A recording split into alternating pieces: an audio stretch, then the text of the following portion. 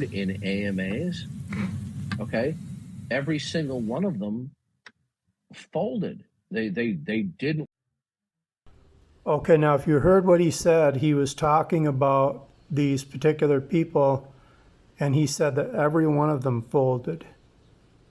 Let me explain a little bit about what he's referring to. He's referring to the series of debates that he did on the YouTube channel called Modern Day Debates, where he debated, there were at least 8 of them that he debated. These were philosophers or PhDs. And he said that all of them folded. Okay, now what I like about that statement is that that statement can be easily tested. So what I'm going to do in this video, I'm going to play the tail end of all 8 of those debates. And if you take a look and see how all 8 of them ended, I think you're going to get a little different picture about how well Darth Dawkins did in those debates. It can pretty easily be said how well he did. But I want you to decide on your own. But as far as I'm concerned, Darth is like the dwarf. He is like a guy that's about 2 feet tall, and he's going into these rooms telling how he beat Tyson Fury. So what I'm going to do here now is I'm going to start, one by one, showing you all 8 of them. Here's the first one, Stephen Law. Okay, most people, including most Christians, don't believe in a God that's just like that. They believe in something much, much richer. Okay, you're dodging the question. No. I'm explaining, first of all, what the importance of taking a step back and looking at the bigger question is. Usually, when people are discussing God, they're discussing something that is worthy of our praise and gratitude. I'm not talking about that right now, sir. No, but you will be.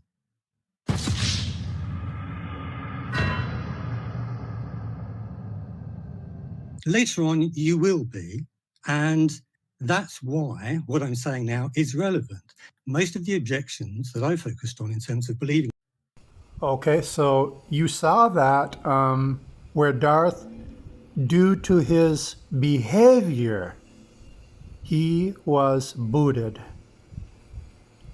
But Darth says that Stephen Law, as well as the other 7, they folded. I've watched that video a few times. I'm still trying to find where they folded, any of them. It's just, I just can't see it. Darth, here's what Darth Dawkins is. He's the dwarf. This guy is probably about 2 feet tall, and he goes into this football stadium full of people, and he says that he just beat Tyson Fury. That's Darth Dawkins. Oh yeah, you could teach a child. You could teach a child biblical transcendental reasoning, and they could smoke a philosopher. Listen to me carefully. The reason why I have to be so assertive is because I had this teenage mentality. Listen carefully. Okay, next up on the list is Dr. J. Garfield. Here that is. We're having a conversation here. Okay, but no, you can't interrupt. Okay, go ahead. I'm not interrupting. Okay, go ahead, Dr. Garfield. I think that we've just lost. No, we haven't lost him. I've just put him in timeout. Go ahead. Okay, thank you. If you do that again, I'm just going to... Oh, sorry, continue. I apologize for that childish behavior. He really is childish, and I'm thinking it would be nice to talk with somebody who would behave politely and reasonably. Yeah, Darth, this is your last chance. Are you willing to stop interrupting? Yeah, if this will be your last chance. If you need... Okay, and once again, I'm still searching for where Dr. Garfield folded. I missed that. I mean, I must have missed the meeting because I just don't see that. I see, again, due to Darth's abhorrent and vile behavior, he was booted, and so beautifully and deservedly so. Oh yeah, you could teach a child biblical transcendental reasoning, and they could smoke a philosopher. Listen to me carefully. The reason why I have to be so assertive is because I have this teenage mentality. Listen carefully. You're not understanding the implications, Dr. Krauss.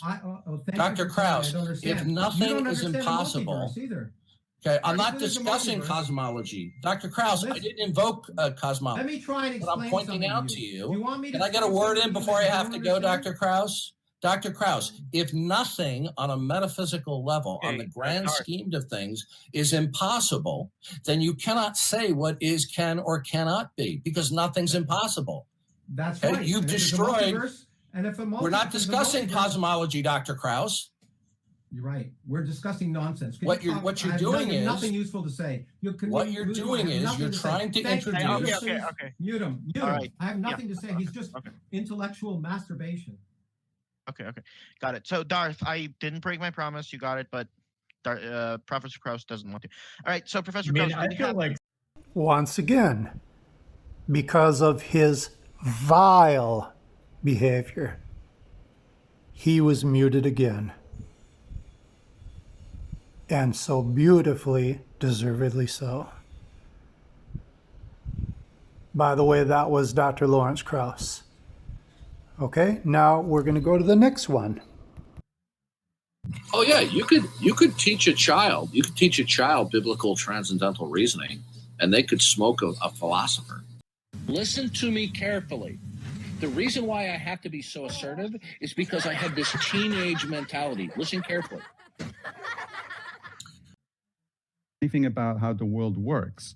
If somebody says, and that was made by God, that adds absolutely nothing to the explanation of what I'm seeing. Therefore, it's an unnecessary hypothesis. And therefore, I'm not contemplating it. But then you believe that facts are independent of God. So I'd like to know, how did you determine that? I just told you. And apparently we're not gonna get past that point. So I think we should move to the next one. Yes, that's a good idea. We'll move on. All right, so that was Dr. Maximo Pulicci. And when you listen to that one, basically that came down to the decision to move on, to go to the next person, because Dr. Pulicci decided that basically he was wasting his time. Darth repeatedly, over and over and over, asks the same questions, sometimes 3 or 4 times. Typical, par for the course, Darth Dawkins. So Dr. Pulicci decided to move on to somebody else. So again, I don't see where he folded. Next up, Dr. Graham Oppy. Oh yeah, you could teach a child biblical transcendental reasoning, and they could smoke a philosopher. Listen to me carefully. The reason why I have to be so assertive is because I have this teenage mentality. Listen carefully. Besides the realist account, I'm not understanding. Is any unity real in your world, Dr. Oppy? Your time is up now. It's been more than 15 minutes, so we'll have to move on to the AMA. But yeah, Dr. Oppy, answer the question, and then we have to move on in the AMA. Ditto the last one. Ran out of time. So they decided to move on. Still don't see any of them so far folding. Okay, let's go to the next one. Oh yeah, you could teach a child biblical transcendental reasoning, and they could smoke a philosopher. Listen to me carefully. The reason why I have to be so assertive is because I have this teenage mentality. Listen carefully. Dr. Myers, do you want to continue with this person? Not really. Whenever I encounter a creationist who starts trotting out syllogisms, it usually means I'm going to get a long line of nonsense. In this case, for instance, he says that, you don't want to continue a question from him, correct? That is correct. Say goodbye. That was Dr. P.Z. Myers, and from what I saw, Dr. Myers concluded that he was basically just wasting his time. No surprise. And no fold. Okay, let's go to the next one. Oh yeah, you could teach a child biblical transcendental reasoning, and they could smoke a philosopher. Listen to me carefully. The reason why I have to be so assertive is because I have this teenage mentality. Listen carefully. You got to get closer to your mic. Yeah, the question honestly sounds unintelligible to me. You're asking me what the flibberdib is. Honestly, and I'm not trying to be a dick, I don't know what you mean. I enjoy talking with you. I enjoy the I like talking with you too. Right? But I'm not going to bullshit you. If I knew what you meant, I would try and answer it. I'm not going to pull a weak, lame-ass move of just pretending I don't understand because I'm like getting. I don't know what you mean. That. Yeah, okay. I want to know, does the meaning and intelligibility of facts come from some ultimate static fact, or that it's the intelligibility of facts comes from a stopping point where other facts just exist without hold on. I'll be back in 2 minutes. All right.